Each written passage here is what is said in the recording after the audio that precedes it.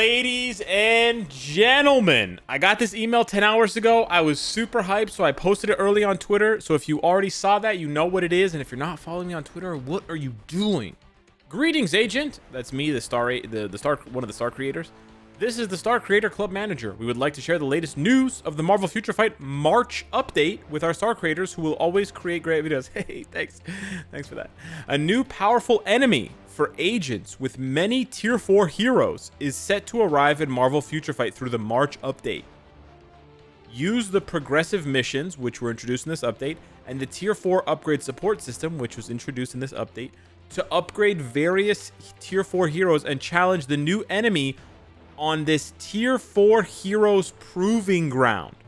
Feel free to share this information on with your viewers. I can't scroll any further because it has the email to the Star Creator Manager, and I don't want to, anyways, yeah, it's a real email. You can trust me on this one. It's a real email. But yeah, this is happening, ladies and gentlemen, and it makes me very happy. It makes me very happy. Now, obviously, this is just the announcement. We have absolutely no details on what this game mode is going to be, other than the fact that it appears to be tier 4 only, a tier 4 only game mode, or in other words, a tier 4 exclusive game mode, and that it's going to be a proving ground for tier 4 heroes. So this is very interesting and very exciting, and potentially massive for the game. Potentially massive. It certainly could be botched, but at this point, it's potentially massive. So I want to spend the rest of the video today, obviously after reading this out to you guys and sort of announcing it so that everybody knows. I wanted to spend the rest of the video talking about what this means for the game, and also highlighting some sort of mistakes that the devs could make so that they can hopefully avoid them if they've made them, because they're announcing this now. And of course, the March update, right? If you take a look at the Future Pass, it's got 22 days left on it. So if you recall, the sneak peeks do not start for the next full update until the Future Pass is done.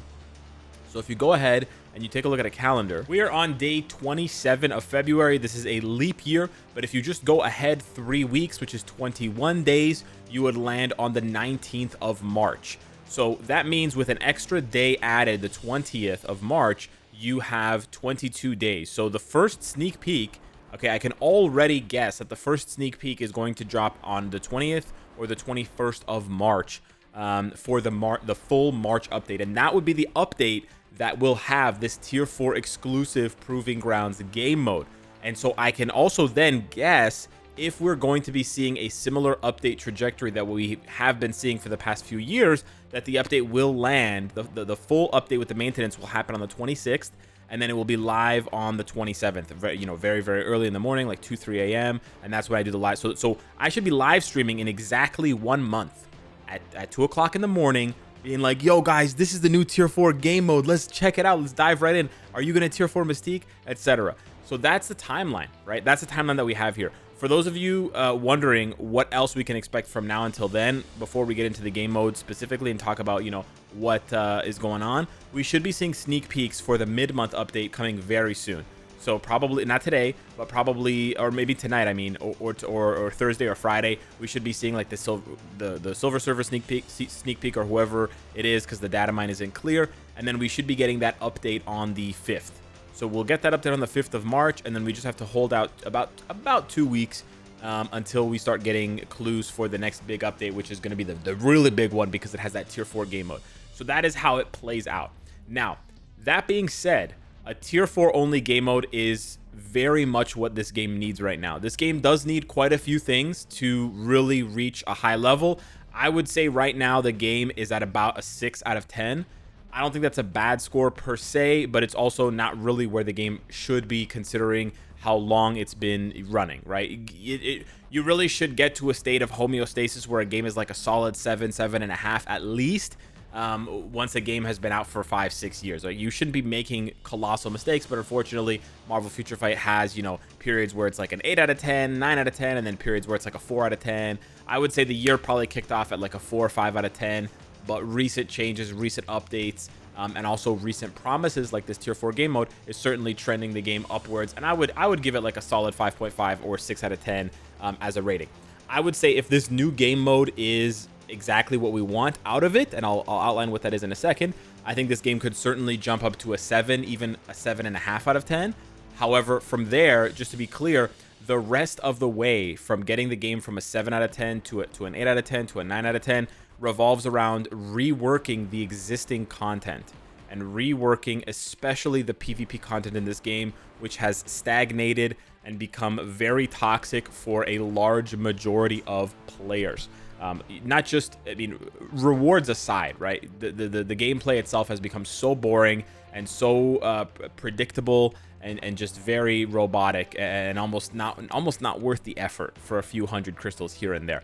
So yeah, I don't want to. The reason why, by the way, I'm outlining all of this before I talk about this tier 4 only game mode is because I don't want to make the mistake that I think I often make on this channel, where they announce something good and I put all of my marbles into this new thing. I put all of my eggs into this basket and we're like, yo, this is the moment, this is the update, this is the game mode that's gonna change the game. It's all uphill from here, boys. And then the devs get way too big-headed, they get way too overconfident, whatever the case may be, and then they sort of drop the ball from there. Even if the game mode is good, they drop the ball from there. So I want to keep them honest, and I want to sort of keep them on their toes by saying, like, hey, this is really nice that you guys are already pushing a tier 4 only game mode coming very soon. That's excellent. Personally, I thought it was going to come for the anniversary or even after that, so this is a very refreshing change of pace, and I like that. But you can't stop there, right? Don't lose your momentum. You've had a good update here with this one that we have right now. This is a really good update. You're going to have another good update in a week and change with Silver Surfer. People are going to come back for Silver Surfer. They're going to get hype. You're going to have another good update in March.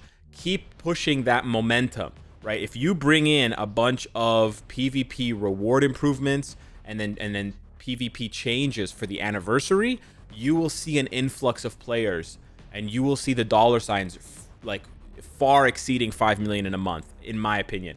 Obviously, that's pure conjecture.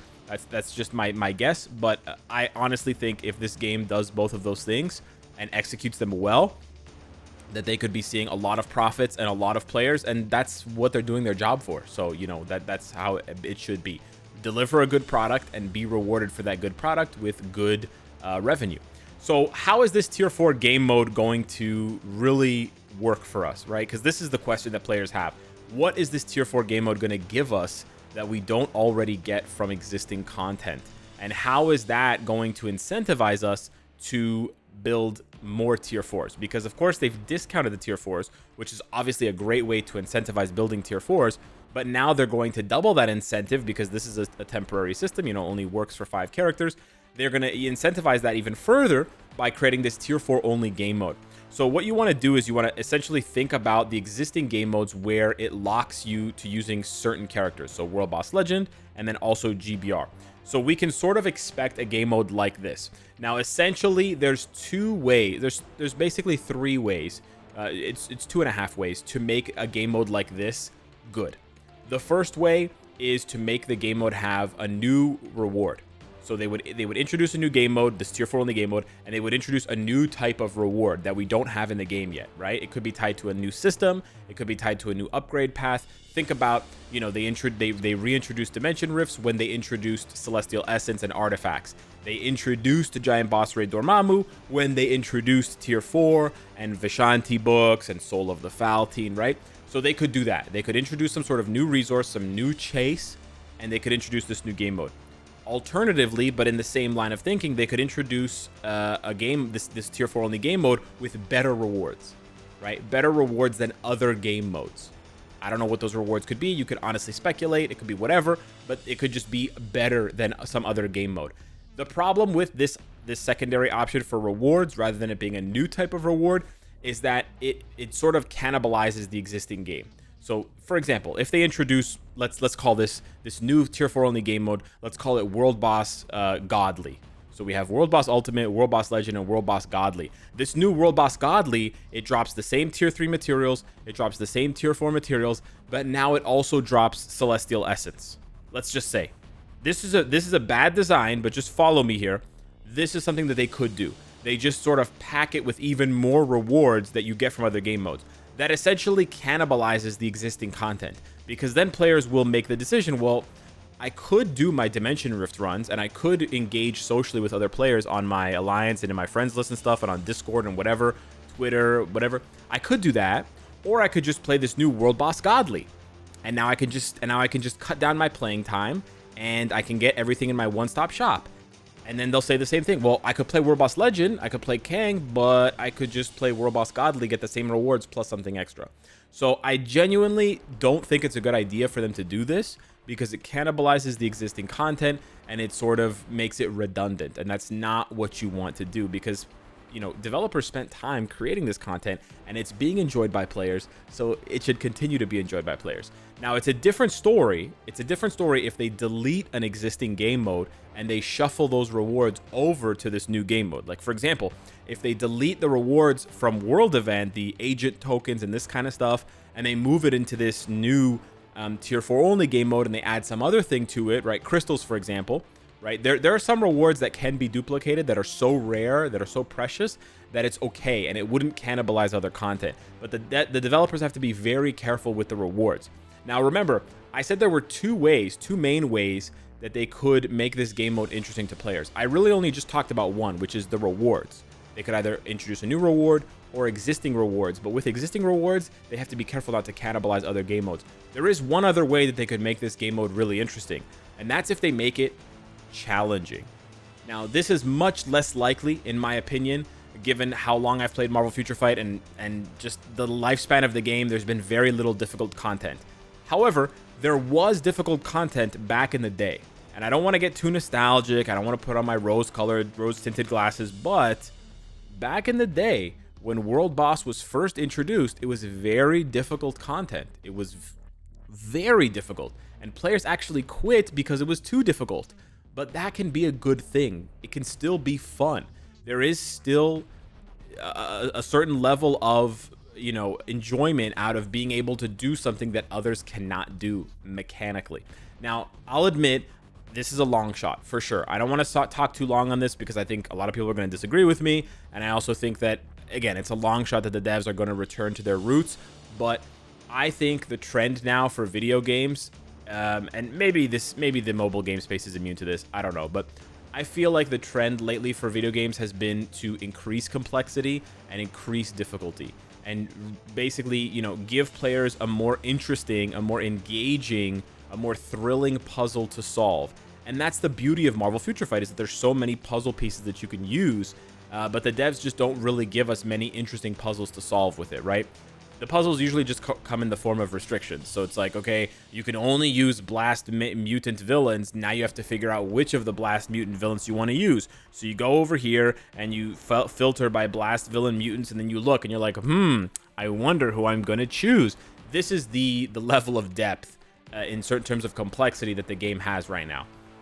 It's very shallow. It's very shallow. It gets a little bit deeper when they say, okay, you have to use a particular skill that applies a particular effect, like burn or shock or fracture, in order to interrupt a boss at a certain point. This is akin to in games like Dark Souls, where the boss, or like, those old arcade games where the boss has like a flashing, light on his head, or his eyes are glowing a different color, or he's got like a sword stuck in his arm and it's the glowing green, and your character knows to hit that spot to do like bonus damage.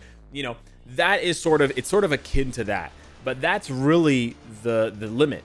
That's the limit of Marvel Future Fight. So I don't know if they can really innovate further than that, if they can go deeper than that, but I think it would be really cool if they did, right? What if you had to do a sort of like a sequential pattern, right? You had to do specific attacks in a specific order. What if, for example, right? What if, because you go into the skill preview for any character and it shows you what to do. Let me just give you a quick example of how they could create some sort of interesting challenge for players, right? You go into the practice combo and look, it flashes. It's like 5, 5, 5. So you do a preview, right? And on the other side of the screen, it's going to say 5. And then 4, right? It shows the thing, boom, and then it shows the thing, boom. What if they had something like that, but it was random? So what if, right, the boss enters some sort of phase, and now the game says, hey, you have to play a memory game. I'm going to show you, right, here's the memory game. I'm going to show you which buttons you have to press on Namor. And if you press them in the right order, you're going to do a huge amount of damage, and you're going to blow the boss's health bar away. But if you screw it up, you're not going to do any damage, and your character is going to like get hit or like lose half of his health, or he gets some sort of debuff, whatever, right? There you go. Then now you have to, and the pattern's random every time, so you're practicing this new skill. I know this is not for everybody, but I just wanted to say, I just wanted to put it out there that not every game mode needs to be about rewards, right? I think this is a bit of an immature way of looking at a game, right? Games are supposed to be fun. If you're only playing a game for the rewards that you get, you're a pigeon inside of the Skinner box, right? And I admit, to an extent, I'm the pigeon inside of the Skinner box, so I'm not insulting anyone. There is a level of habitual, repetitive button pressing and satisfaction, that goes into mobile games. I get it. That's why there's little dots everywhere. There's little pink dots everywhere, because they want you to go in and they want you to, I press the button. Oh, I get the little dopamine hit. Oh, nice. I press the button. Oh, I get my little dopamine hit. I understand that. Every game, even console games, right? Whatever. Every game needs that some level of that. I totally understand. But there's also games that you just play for fun. How many hours did you sink into Tetris? How many hours did you sink into Pokemon? There's no reward there. There's no daily crystals. There's nothing you can do, right? You level up your Blastoise to level 100. It doesn't matter. It doesn't apply to any other Pokemon, right? You max out his moves. You figure out the perfect IVs, EVs. That's just for one Pokemon, and it doesn't apply to any other Pokemon, right? But there's so much nowadays that I feel like people are just like, if I'm gonna spend time in the game, it better be worth my while. Why? Why does it have to be worth your while? Then just don't play. Don't play. If it's not worth your while, don't play. But genuinely, I want a place where I can just have fun and not have to, worry about rewards and just enjoy the challenge for what it is, right? Again, I might be a little bit too out here with this sort of line of thinking. You can let me know down below in the comments.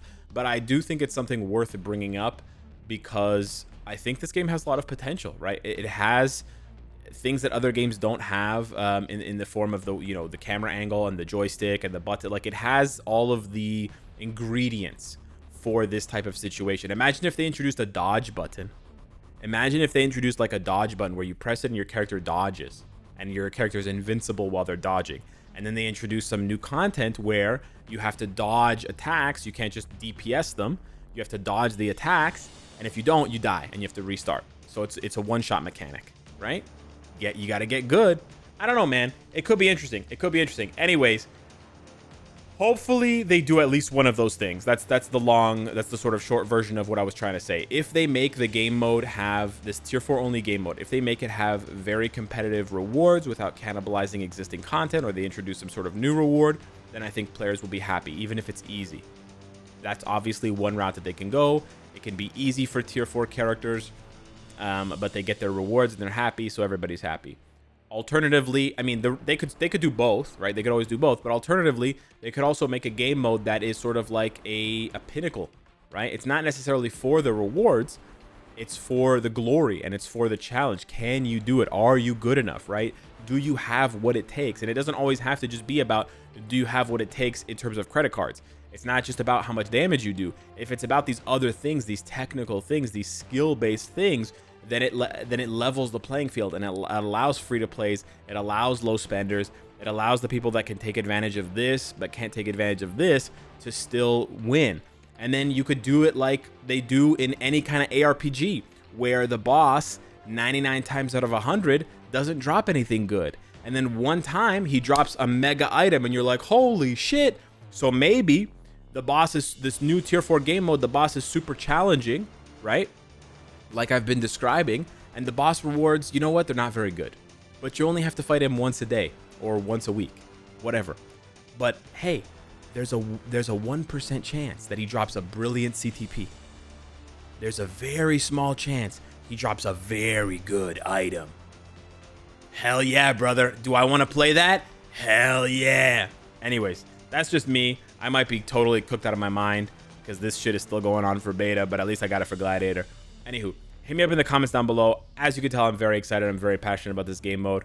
Hopefully they do at least one of the things I mentioned in this video besides cannibalizing existing content, but we'll have to wait and see. Thank you for watching. Let me know what you think down below in the comments. Smash the like button. It helps out the channel tremendously, and I'll see you in the next one. Take care.